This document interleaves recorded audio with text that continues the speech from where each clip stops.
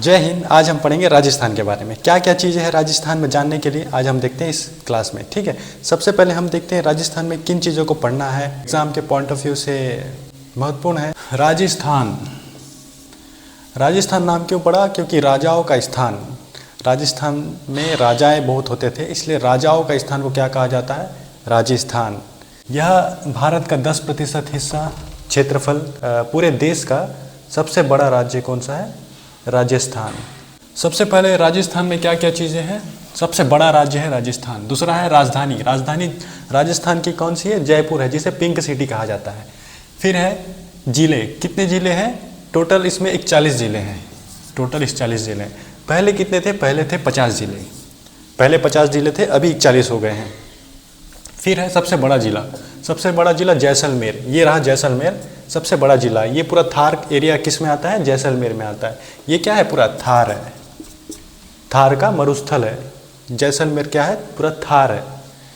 फिर है छोटा जिला, सबसे छोटा जिला है दूदू, दूदू यहाँ पे दिखेगा आपको, दूदू सबसे छोटा जिला है दूदू। अभी के डेट में सबसे छोटा जिला है दूदू। इससे पहले कौन सा था? धौलपुर। इससे पहले सबसे छोटा जिला कौन सा हुआ करता था? धौलपुर। अभी कौन सा है? दूदू। हम आगे पढ़ते हैं, एक एक चीज़ों को समझते हैं। जो जो इनमें मैप में मैंने दर्शाया गया है उस मैप को हम समझते हैं क्या क्या चीज़ इंपॉर्टेंट है और जानते हैं आगे। गंगानगर, गंगानगर, बीकानेर, जैसलमेर, बाड़मेर, ये जो 4 जिले हैं, गंगानगर, बीकानेर, जैसलमेर और बाड़मेर, ये जो 4 जिले हैं वह पाकिस्तान को छूते हैं, वह पाकिस्तान को छूते हैं। ये जो 4 जिले हैं राजस्थान के जो पाकिस्तान से लगे हुए हैं। हनुमानगढ़, हनुमानगढ़ आपका सिंधु सभ्यता से जुड़ा हुआ है। हनुमानगढ़ सिंधु सभ्यता से जुड़ा हुआ है। यहाँ पे आपको जुता हुआ खेत, कुदाल, हल, चूड़ी कहाँ? कालीबंगा, हनुमानगढ़ में। फिर आता है बीकानेर, जूनागढ़ का किला कहाँ है? बीकानेर में है। जूनागढ़ का किला बीकानेर में किसने बनवाया था? राजा जय सिंह ने बनवाया। बहुत ही प्रसिद्ध किला है जूनागढ़ का। आप जाएंगे तो बहुत ही, एक बार घूमने के लिए जाएंगे तो किले बहुत बढ़िया है यहाँ के घूमने के लिए। यहाँ पे क्या है? बीकानेर का बहुत सा चीज़, मिठाई, सोन पापड़ी, मिक्सचर, ये सब बीकानेर का बहुत फेमस है। यहाँ के राजस्थान बीकानेर वाले पूरी दुनिया में अपने अपने दुकान खोल दिए हैं बीकानेर के नाम से, बहुत ही फेमस है। खाने के लिए सबसे प्रसिद्ध है क्या? बीकानेर। राजस्थान का बीकानेर खाने के लिए सबसे प्रसिद्ध है। जैसलमेर, सबसे बड़ा जिला कौन सा है? जैसलमेर है। जैसलमेर में क्या आता है? थार का मरुस्थल आता है जैसलमेर में। और जैसलमेर में क्या आता है? पोखरण। हमने परमाणु परीक्षण कहाँ किया था? पोखरण में किया था। भारत का सबसे पहला परमाणु परीक्षण 1974 में कहाँ किया गया था? पोखरण में किया गया था। वो असफल रह गया था, हम उसमें कामयाब नहीं हो पाए थे। उसके बाद अमेरिका ने हम पे प्रतिबंध लगा दिया था। तो हमने सबसे पहला परमाणु परीक्षण कब किया था? 1974 में। क्या नाम था उसका? स्माइलिंग बुद्धा। उसके बाद दूसरा हमने परमाणु परीक्षण किया, अटल बिहारी वाजपेयी की सरकार थी, राष्ट्रपति थे हमारे APJ अब्दुल कलाम जी। तब उन दोनों ने मिलकर यह कार्यक्रम को आगे बढ़ाया और 1998 में पोखरण में परमाणु परीक्षण करवाया और ये सफल हो गया। कब करवाया? 1998 परमाणु परीक्षण, जिसका नाम था शक्ति 98, और ये सफल हो गया। उसके बाद हम क्या बन गए?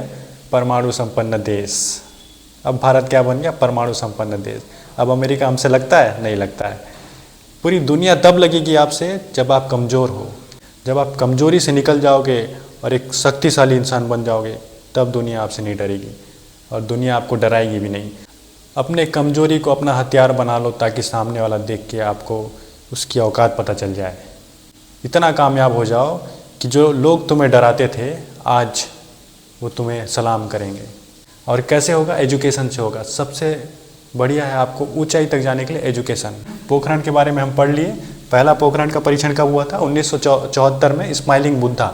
दूसरा हुआ 1998 में, जिसका नाम था शक्ति 98। उसके बाद 1998 में फिर 2 दिन बाद फिर से 2 परीक्षण कर दिए गए, 3 परीक्षण टोटल हुए, वो भी सफल हो गए। अब हम देखते हैं बाड़मेर। बाड़मेर, राजस्थान में सबसे ज़्यादा ऊँट कहाँ पाया जाता है? बाड़मेर में। ऊँट अनुसंधान केंद्र कहाँ है? बाड़मेर में है। यहाँ पे आपको ऊँट मन मिलेगा।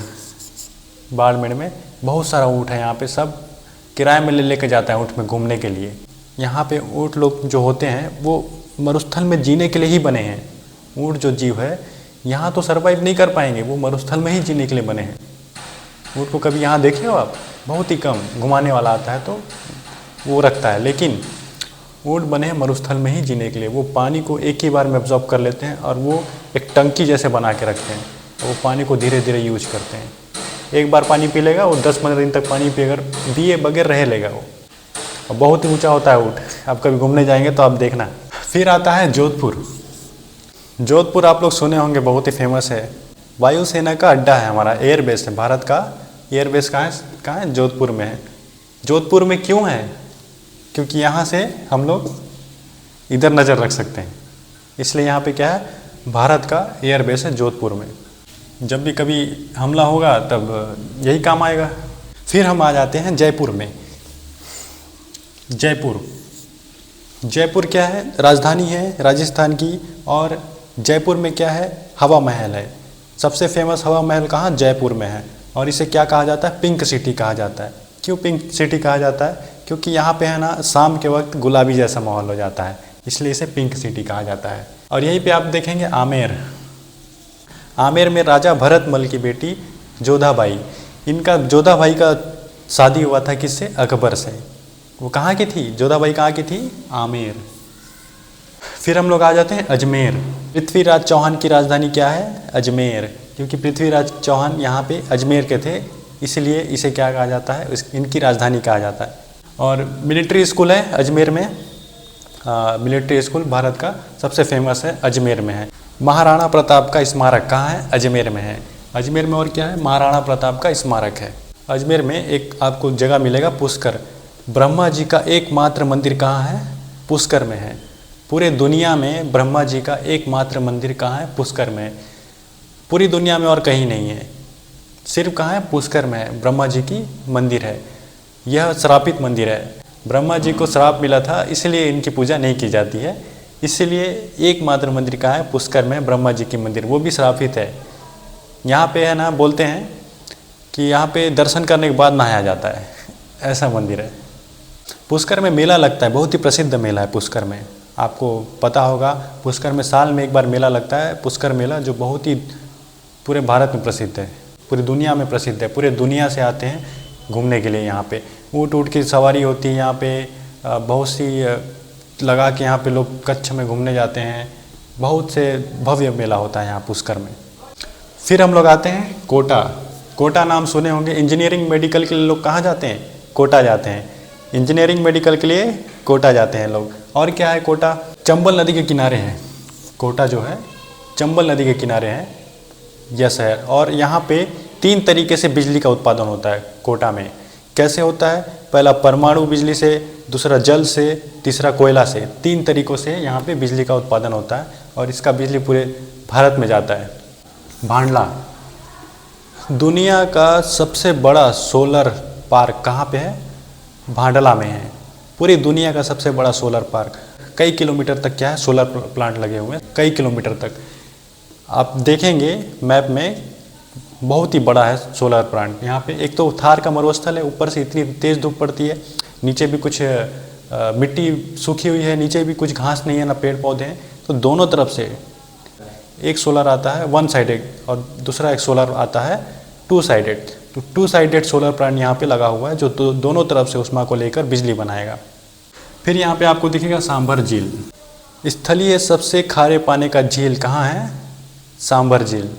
भारत में सबसे खारे पानी का झील स्थलीय कहाँ है? सांभर झील है। यहाँ से नमक बनाया जाता है। इस झील में इतनी नमक की मात्रा है, यहाँ से नमक बनाया जाता है और नमक को पूरे दुनिया में एक्सपोर्ट करते हैं। कहाँ से? सांभर झील से। बहुत ही बड़ा झील है। नमक बनाने का अलग ही प्रोसेस है, उसे अलग से निकाल के सुखा दिया जाता है। बाद में उसे किसमें? लकड़ी की ट्रेन आती है, लकड़ी की, लोहे की ट्रेन नहीं। लोहा और नमक क्या है? एक दूसरे के विपरीत है। नमक लोहे को खराब कर देता है, लोहे को गला देता है। इसीलिए नमक को ले जाने के लिए अलग से ट्रेन आती है, लकड़ी की ट्रेन आती है। पीके मूवी में आपने देखा होगा, जब पीके जब उतरता है, कहाँ उतरता है? सांभर झील के पास में। उतरने के बाद एक वो बूढ़ा होता है, डोकरा होता है, उसका रिमोटवा छीन लेता है। रिमोटवा छीन लेता है और ट्रेन में जाके भग जाता है, ट्रेन में भग के जाके बैठ जाता है। और जब पीके उसका पीछा करता है रिमोट लेने के लिए, तो ऐसा नमक छिड़क के मार देता है। देखे होंगे आप लोग पीके में। कौन सा ट्रेन में बैठा था? लकड़ी का ट्रेन में। पीके मूवी में आप देखे होंगे वाला सीन, मकराना, इसके नीचे मकराना। ताजमहल को बनवाने के लिए जो संगमरमर ले गया था, कहाँ से ले गया था? मकराना से।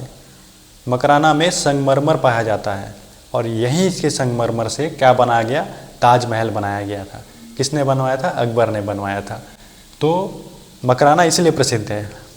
ये दोनों आसपास में ही है। यहाँ पे पूरे संगमरमर पाए जाते हैं।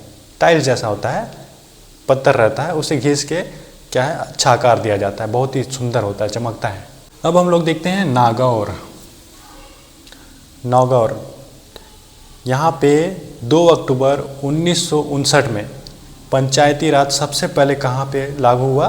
नागौर जिला में हुआ। सबसे पहले पंचायती राज भारत का किस जिले में? नागौर जिले में। तालाबों का शहर क्या है? उदयपुर।